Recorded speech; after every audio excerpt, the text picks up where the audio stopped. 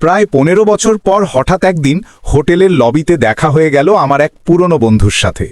শৈশবের সেই মৃদুভাষী, ভদ্র, শান্ত ছেলেটি যে খুব সাধারণ জীবনযাপন করত, আজও সেই আগের মতোই রয়ে গেছে। চেহারায় বিনয়ের ছাপ, পরনে সাধারণ পোশাক, চালচলনে নেই কোনো বাহুল্য। কুশল বিনিময়ের পর আমি বললাম, চল তোকে আমার গাড়িতে করে বাড়ি পৌঁছে দিই। আসলে বন্ধুকে গাড়িতে তুলতে চাওয়ার পিছনে আমার একটা গোপন উদ্দেশ্য ছিল। আমার দামি মার্সিডিজ গাড়িটা ওকে দেখানো, বন্ধু দেখুক আমি কত সফল, কত বড়লোক হয়েছি। কিন্তু সে বিনয়ের সাথে জানালো, না থাক, আমি আমার গাড়িতেই চলে যাব। পার্কিং লটে দুজন পাশাপাশি হেঁটে এলাম। বন্ধুর গাড়িটা একেবারেই সাধারণ। মনে মনে হাসলাম, ও এখনো এমন পুরনো মডেলের গাড়ি চালায়। সপ্তাহখানেক পরে ওকে ডিনারে আমন্ত্রণ জানালাম। ও পরিবার সহ এলো। ওর স্ত্রী, 2 সন্তান, সবাই এতটাই নম্র আর মার্জিত যে দেখে অবাক হলাম। সাজ পোশাকে কোনো আড়ম্বর নেই, কিন্তু একটা প্রশান্তি, একটা শান্ত সৌন্দর্য লেগে আছে চোখে মুখে। সেই রাতে কথার ফাঁকে ফাঁকে আমি বন্ধুকে বুঝিয়ে দিলাম আমার অভিজাত্য জীবন, দামি গাড়ি, বাড়ি, আসবাবপত্র, আমার লাক্সারিয়াস লাইফস্টাইল, অফিসের বিদেশ ভ্রমণ, লেটেস্ট ট্রেন্ড আর ফ্যাশনের প্রতি ঝোঁক, কত হাই ক্লাস লোকজনের সঙ্গে যোগাযোগ। সত্যি কথা বলতে আমি যেন আমার আভিজাত্য ওকে চোখে আঙুল দিয়ে দেখিয়ে দিতে চাইছিলাম। মোবাইলে একটার পর একটা ছবি দেখাচ্ছিলাম, গল্পের ফাঁকে ফাঁকে আমার অফিসের বিজনেস ডিলের প্রসঙ্গ তুলছিলাম।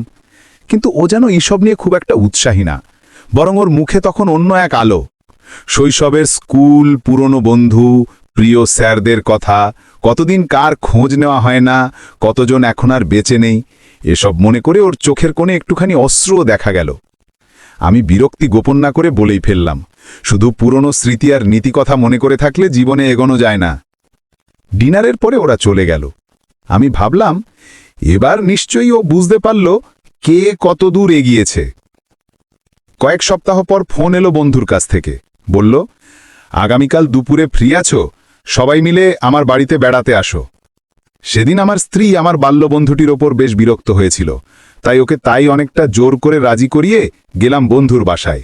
গিয়ে দেখি সব কিছু গোছানো, পরিপাটি, কিন্তু একদম সাধারণ।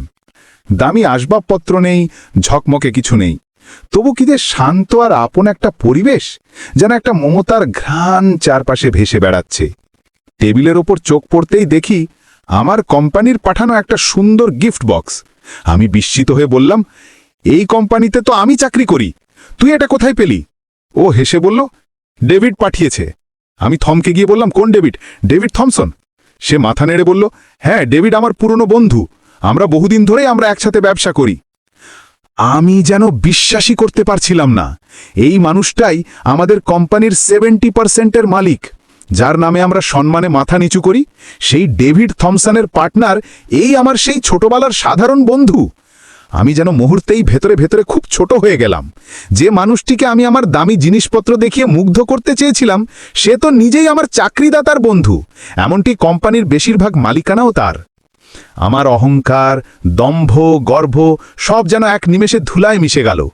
গাড়িতে ফিরে স্ত্রীর দিকে তাকালাম, দেখলাম সেও চুপচাপ। আমাদের মুখে কোনো কথা নেই, কিন্তু মনের মধ্যে চলছে অনেক কিছু।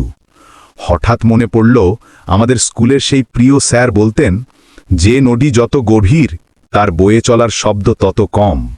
আজ মর্মে মর্মে উপলব্ধি করলাম কথাটার মানে।